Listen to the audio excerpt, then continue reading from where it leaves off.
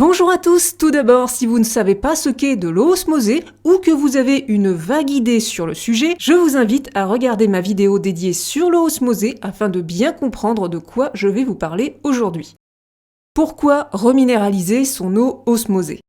Pour résumer, l'eau osmosée, c'est une eau pure, presque entièrement dépourvue de minéraux, donc une eau extrêmement douce avec un GH et un KH théoriquement nuls. Cette eau est aussi débarrassée du chlore, des nitrates, des polluants, des métaux lourds, des bactéries, etc., etc. On peut utiliser l'eau osmosée pure, donc non reminéralisée, pour combler l'évaporation de l'eau de l'aquarium ou lorsque l'on souhaite adoucir l'eau du robinet en coupant celle-ci avec de l'eau osmosée. Mais pour remplir un aquarium entièrement et lors des changements d'eau, on n'utilisera pas de l'eau osmosée seule au risque d'avoir des déséquilibres importants. Des poissons malades, des problèmes d'algues, des plantes en mauvais état. Les poissons, les plantes et les invertébrés présents dans l'aquarium ont besoin de certains minéraux présents dans l'eau pour vivre. L'eau osmosée pure est trop douce pour obtenir un équilibre, il nous faut alors la reminéraliser afin d'obtenir une eau de très bonne qualité.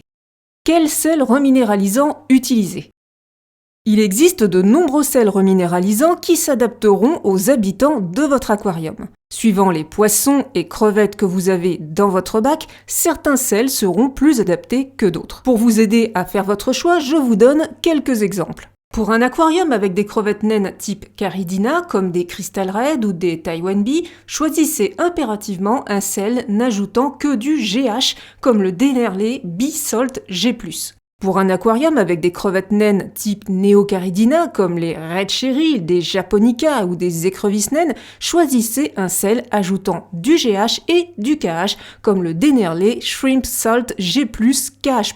Pour des crevettes naines sulawesiennes qui demandent des conditions de maintenance particulières, il existe des sels spécifiques. Attention, contrairement aux autres, ce type de sel est très long et difficile à dissoudre dans l'eau. Pour un aquarium communautaire avec différentes espèces de poissons et un sol neutre, gravier ou sable de Loire, un sel comme le Praise Discus ou le JBL Aquadur conviendront. Ces deux sels fournissent du GH et du KH, ils sont donc assez polyvalents. Pour un aquarium avec des poissons originaires du lac Malawi ou Tanganyika, vous pouvez le plus souvent utiliser l'eau du robinet, sauf si celle-ci contient beaucoup de nitrates. Dans ce cas, de l'eau osmosée reminéralisée avec par exemple du JBL Aquadur Malawi Tanganyika, ça sera très bien. Enfin, pour un aquarium avec un sol technique plutôt orienté aquascaping, je vous recommande les sels pour crevettes naines de type Caridina qui n'ajouteront pas de KH dans votre eau, ce qui épargnera votre sol technique qui durera plus longtemps. Personnellement, dans tous mes aquariums aquascaping avec sol technique, j'utilise le Dennerle Bee Salt G+,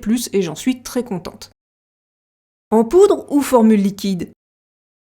Le format le plus économique, c'est le sel reminéralisant en poudre. Une petite boîte de 200 ml permet de préparer environ 1300 litres d'eau osmosée. Même avec plusieurs aquariums, vous en avez pour 1 à 3 ans. Les formules liquides sont plus chères mais peuvent être plus pratiques à utiliser, surtout quand on a un ou des aquariums de petit volume. C'est une très bonne option pour les nano-aquariums. Quel dosage, quelle quantité de sel utiliser ? Le dosage dépend de deux choses, de la dureté de l'eau que vous souhaitez avoir dans votre aquarium et de la concentration de sel qui varie selon les marques. Référez-vous aux indications inscrites sur les emballages et renseignez-vous sur les préférences de vos animaux aquatiques en matière de dureté de l'eau. Pour vous donner une petite indication, chez moi, mes aquariums, qui sont majoritairement des aquariums plantés ou avec des poissons qui aiment plutôt une eau douce, sont tous reminéralisés à une hauteur de 250 à 300 microsiemens. Ça convient à la majorité des poissons d'aquarium. Comment bien reminéraliser son eau osmosée ? Je vais vous montrer ma méthode de reminéralisation. Tout d'abord, je remplis un seau ou un arrosoir avec mon eau osmosée. En général, je prépare au minimum 5 à 10 litres. Dans un volume d'eau plus petit, il est difficile de doser correctement le sel à ajouter car il faut assez peu de sel pour reminéraliser l'eau et on surdose très vite. J'ajoute un peu de sel reminéralisant. Au jugé, je ne pèse pas la poudre. Je tourne mon eau pour dissoudre le sel, ça va très vite, avec les poudres pour crevettes, quelques secondes suffisent. Ensuite, j'allume mon conductimètre, ici un modèle premier prix, ça marche très bien et c'est suffisant, et je le plonge dans l'eau. Si vous ne savez pas ce qu'est un conductimètre, ni à quoi cela sert, je vous invite à regarder ma vidéo sur ce sujet. Je peux lire instantanément la vraie dureté de mon eau. Si mon eau n'est pas assez reminéralisée, j'ajoute un tout petit peu de sel supplémentaire jusqu'à atteindre la conductivité souhaitée. Si vous avez dépassé la conductivité souhaitée, ajoutez de l'eau osmosée pure à votre mélange pour diluer le sel et faire baisser la conductivité. Petite mise en garde, il s'agit d'une poudre très fine, très sensible à l'humidité. Ne laissez pas la boîte trop longtemps ouverte, ça prend vite l'humidité ambiante, et ne mettez surtout pas la cuillère doseuse dans l'eau, elle doit rester parfaitement sèche. Attention, certains sels comme le JBL Aquadur sont un tout petit peu plus longs à se dissoudre. Dans ce cas, vous pouvez ajouter un bulleur dans votre seau et attendre 15 minutes pour une meilleure dissolution. Ensuite, je verse le contenu de mon seau directement dans mon aquarium. Ça, c'est ma méthode de base. Mais comme j'ai maintenant de nombreux aquariums, je me suis organisé de façon à faire des changements d'eau plus rapidement. J'ai désormais à ma disposition un fût de 120 litres que je remplis d'eau osmosée. Au fond de ce fût, une pompe à eau avec un tuyau d'arrosage pour remonter l'eau vers les aquariums. Ce fût est rempli uniquement avec de l'eau osmosée. J'ai tout simplement laissé le tuyau de sortie de mon osmoseur dans le fût. Pour remplir mes aquarium, j'ai besoin de reminéraliser cette eau avant de l'utiliser. J'ai donc installé un conductimètre sur cette installation. Ce type de conductimètre coûte moins de 30 € et ce sont des conductimètres inline. Ils permettent de voir la conductivité de l'eau du robinet en entrée d'osmoseur et la conductivité en sortie d'osmoseur, donc pour vérifier que tout va bien, mais moi j'ai un petit peu détourné son utilisation. Pour installer tout ça correctement, j'ai également eu besoin d'une rallonge de tubes rigides pour osmoseur, car les osmoseurs sont toujours fournis avec des tubes très courts. J'ai donc acheté 10 mètres de tubes rigides pour osmoseur, ça se trouve assez facilement sur internet. D'ailleurs, je vous mets dans la description tous les liens vers les articles que j'ai utilisés pour ce bricolage. Donc le principe est assez simple, on coupe le tuyau de sortie de notre osmoseur en deux et on va installer le T de jonction. C'est très simple, il suffit d'enfoncer les tuyaux, ça tient tout seul, il n'y a vraiment rien de compliqué.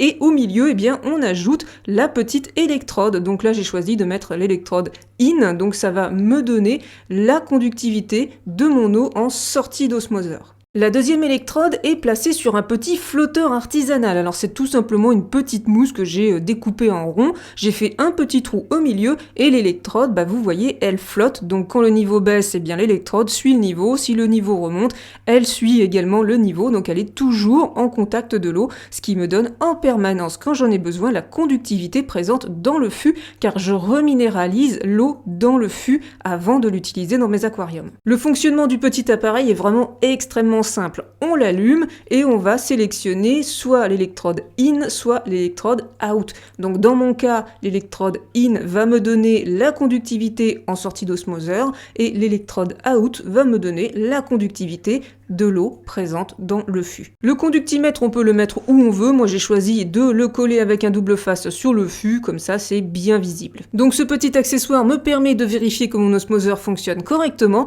et me permet de vérifier la conductivité de l'eau présente dans le fût. Avant d'utiliser cette eau dans mes aquariums, lors de mes changements d'eau, je la reminéralise, je fais l'appoint de minéraux, car effectivement, à chaque fois que je vide le fût, je remets de l'eau osmosée et donc la minéralisation descend un petit peu.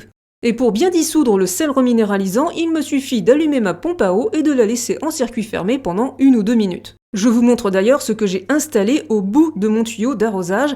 Tout d'abord, un robinet d'arrêt simple diamètre 16-22 de chez Eheim. Ça, c'est vraiment indispensable par sécurité et pour le côté pratique, vous allez voir. Mais je ne me suis pas arrêtée là, je voulais quelque chose d'encore plus pratique. Je ne souhaitais notamment pas tenir le tuyau le temps que l'aquarium se re-remplisse. Pour mon 300 litres, par exemple, il y en a pour 5 minutes environ, donc je veux faire autre chose pendant ce temps-là. Donc, j'ai installé 10 cm de tuyau 12-16 supplémentaires pour pouvoir y mettre un kit d'installation aspiration de chez Eheim. Donc, en fait, c'est une canne d'aspiration pour filtre externe externe, mais que je vais utiliser pour re-remplir mes aquariums. Vous allez vite comprendre l'intérêt de la chose, il me suffit de poser la canne sur le rebord de l'aquarium, ça tient tout seul, j'ouvre le robinet d'arrêt et, petite chose que je vous ai pas précisé, ma pompe à eau est branchée sur une prise connectée, donc là je suis en train de l'allumer à distance. Ça marche également avec Siri, avec Alexa, les assistants vocaux, mais là je voulais vous montrer avec le smartphone. L'autre intérêt d'utiliser une canne d'aspiration pour filtre extérieur avec une crépine, c'est que vous n'allez pas tout chambouler dans votre aquarium, et notamment le sol de votre aquarium, au moment de remplir votre eau, le flux d'eau est réparti et c'est vraiment tout doux. Je ne chauffe jamais l'eau quand je re-remplis mes aquariums. L'apport d'une eau un peu plus fraîche à température ambiante stimule souvent les poissons et les invertébrés de façon positive pour la reproduction notamment. Cette eau un peu plus fraîche simule simplement une pluie. Une fois l'aquarium re-rempli, il me suffit de fermer le robinet d'arrêt, de laisser s'égoutter les quelques petites gouttes qui restent dans le tuyau supérieur et je peux passer à l'aquarium suivant. Après avoir rempli mes aquariums, je refais le plein de mon fût en lançant mon osmoseur pendant 3 à 4 heures selon ce que j'ai utilisé. Je peux garder cette eau plusieurs semaines sans problème du moment qu'elle reste à l'abri de la lumière. Voilà, j'espère que cette vidéo vous aura permis de mieux appréhender la reminéralisation de votre eau osmosée et vous aura donné des idées pour vous faciliter les changements d'eau. Si vous avez encore des questions au sujet de la reminéralisation ou de mon bricolage, n'hésitez pas à les poser en commentaire. Il ne me reste plus qu'à vous souhaiter une bonne journée ou une bonne soirée. Portez-vous bien. Bye bye.